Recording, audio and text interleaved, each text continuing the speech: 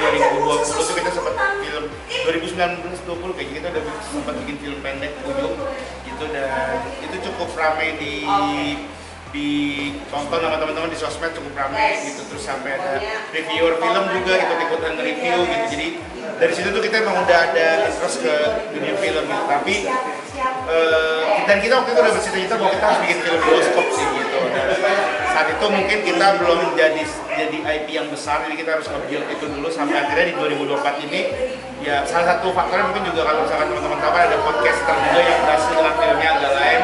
Nah, banyak PH yang mulai ngelirik ke kita gitu.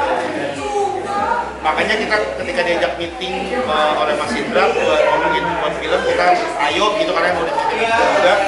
Dan kebetulan sutradaranya adalah orang yang memang mengenal GJLS juga, yaitu Pak Montitiwa gitu. Jadi ya udah, akhirnya semua berjalan dengan lancar sampai akhirnya hari ini terjadi.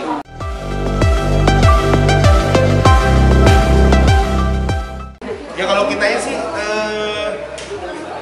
kita memang kayaknya kita ngomong kayak kita butuh nama besar ya selain kita bertiga gitu. Jadi kayak kita butuh sosok juga gitu ya. Mungkin kalau Maya yang bisa Nadia Arina, Om Bucek yang bisa membuka marketnya lebih luas lagi. Ada Umay tadi ya? Iya, ada Umay, ada Maxim.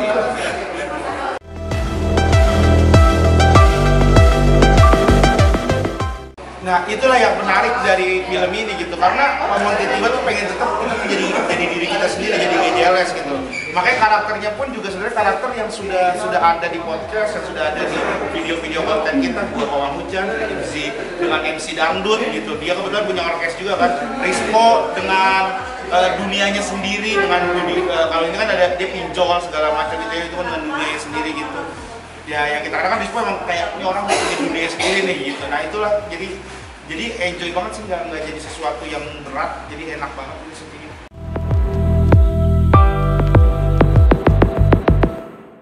Acting sih ya acting, karena kalau nggak acting pasti udah isinya ketawa-ketawa doang gitu. Karena kita ada di sini, makanya ada adegan dramanya juga, ada adegan, ada karakter yang harus dibangun juga. Iya, karena kan nggak gitu. sama vlog sama kita sehari-hari gitu kan. Kayak ya gua punya orkes, cuman kan bukan MC dangdut. Iya. Gitu. Perlu tahu juga kayak gimana sih jadi MC dangdut itu gitu. Jadi ya nggak sama kayak sehari-hari juga sih. Ya lebih ke background keluarga, kan kita adik kakak dan kita kan bukan adik kakak asli. Ya. Terus kita ngebayangin kalau kita punya orang tua seperti Om Bucek, orang tua yang nggak pernah ngobrol sama anaknya, terus gimana kita kehilangan ibu, itu kan sesuatu yang cerita panjang yang kita ringkas menjadi 90 menit lebih lah itu menjadi film, dan kita harus memainkan itu dan menyampaikan itu, mendeliver itu jadi sebuah film yang baik gitu dengan karakter-karakter itu. Jadi tetap ada di situnya tantangan-tantangan. Ada acting yang tetap lah. Apalagi kan GJLS kita terbiasa podcast, kita kan biasa audio, ini kita berkomedi itu harus tetap biar itu jadi komedi karena ngaruh ke semua dialog, ekspresi muka, gestur tubuh gitu.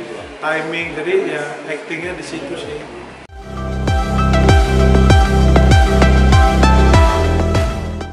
Kesulitannya, kalau gue ya kesulitannya bagaimana gue harus menerima cerita tentang ibu meninggal, terus bapaknya meninggal lagi, terus ibunya lebih kecil secara usia mungkin daripada gue gitu, kayak gimana cara, gimana iya, ada kayak begini, gimana tambah punya adik seperti ini, jadi gue kayak ini harus gimana ya emosi gue gitu, terus ya gue nggak pernah merasain hal itu gitu, jadi itu lebih ke kayak gitunya sih, emosi-emosi yang dibangun. Kalau gua kesulitannya ada beberapa lokasi dan gua kenal.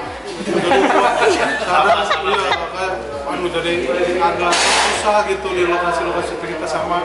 Ya gua harus memposisikan di film ini kakak gua gitu. Jadi gua bagaimana memposisikan diri sebagai adik di dunia nyata. Jadi gua harus ya gimana? Ini kakak harus jadi lebih bijak, adik yang agak sedikit ngerepotin gitu. Kalau karakter kayaknya enggak ya, mungkin karena emang ngalamin juga gitu kan, ibu meninggal terus saya menikah lagi gitu, itunya udah dapet lah rasa itunya gitu kan. Cuman kan emang ceritanya beda sama aku pribadi gitu kan. Sama paling kalau karakter nggak begitu sulit ya. Aku juga punya orkes, terus jadi MC dangdut nggak begitu jauh juga gitu kan. Paling sih Rispo yang jadi challenge tuh yang tadi sering dibilang, karena Rispo tuh kadang-kadang terlalu improve gitu, kadang dia keluar dari kontes gitu-gitu, jadi kitanya udah ngebangun apa gitu, terus dia ngapain gitu. Jadi Rispo jadi tantangan kayaknya buat semua sih, buat semua orang Buat kayaknya. semua orang. Di dunia ya, bukan cuma buat film, buat abang-abang juga kan tantangan banget buat ini, buat cara dia.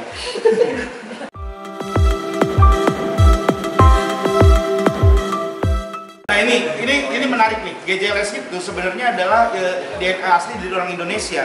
Bisa kita bilang gitu, karena kalau misalnya kita lihat ya video-video viral akhir-akhir ini, bahkan makanya udah lama tuh selalu video-video yang gak jelas ya kan. Ada video orang tiduran di tengah jalan, ada video orang ngapain gitu-gitu. Itu adalah DNA yang sebenarnya tuh yang udah GJLS banget. Jadi sebenarnya kalau bisa dibilang juga ya? iya ya, dan menghibur. Kalau kita lihat ya, apalagi di konten-konten kayak contohnya kalau misalnya di Twitter mungkin ada kegoblokan Al-Faedah gitu kan, terus ada akun-akun meme-meme apa gitu, itu kan semua yang sebenarnya nggak jelas, semuanya absurd gitu. Nah itu adalah DNA asli dari GJLS. Jadi sebenarnya ya GJLS itu ya adalah Indonesia, mewakili Indonesia itu sendiri gitu. Jadi secara umum tuh ya seperti inilah GJLS gitu. Seperti apa yang sedang terjadi di Indonesia, apa komedi-komedi yang ada di Indonesia saat ini gitu. Ini kebutuhan acting, jadi kebutuhan karakter. Ada ya? Kayak gendut juga kan itu kebutuhan acting. Kebutuhan acting, iya. Kita harus naikin berapa gitu? Kita berat badan 30 hari. 30 hari kita harus naik. Iya. Nah kalau bewok karena kalau gua capek nyukur karena ini cepet banget tuh udah dicukur, ada lagi cukur, jadi gua biarin aja. Sama suka takut pilek kalau rambut panjang juga ya Pak ya? Rambut botak. Iya rambut botak ya. Iya. Iya.